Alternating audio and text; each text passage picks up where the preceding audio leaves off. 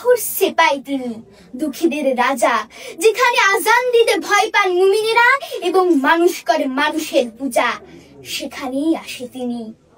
খিলজিদের সাদা ঘোড়ার সোয়ারি, দেখো দেখো জালিম পালায় খিড়কি দিয়ে, দেখো দেখো। আবৃত্তি করছি কবি আল মাহমুদ রচিত কবিতা বখতিয়ারের ঘোড়া। মাঝে মাঝে হৃদয় যুদ্ধের জন্য হাহাকার করে ওঠে, মনে হয় রক্তই সমাধান, বারুদই অন্তিম তৃপ্তি। আমি তখন স্বপ্নের ভেতর জেহাদ জেহাদ বলে জেগে উঠি। জেগেই দেখি কৈশোর আমাকে ঘিরে ধরেছে, যেন বালিশে মাথা রাখতে চায় না এই বালক, যেন ফুৎকারে উড়িয়ে দেবে মশারি। মাতৃস্তনের পাশে দু চোখ পুছলে উঠি, দাঁড়াবে এক্ষুনি। বাইরে তার ঘোর অস্থির, বাতাসে কিশোর কাঁপছে, আর সময়ের গতির উপর লাফিয়ে উঠেছে সে।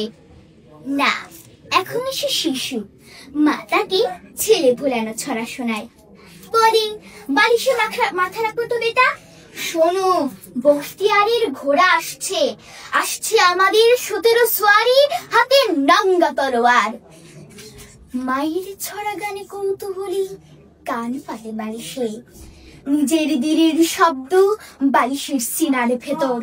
সে ভাবে সে শুনতে পাচ্ছে ঘোড়দৌড়, বলে কে মা বখতিয়ার, আমি বখতিয়ারের ঘোড়া দেখবো।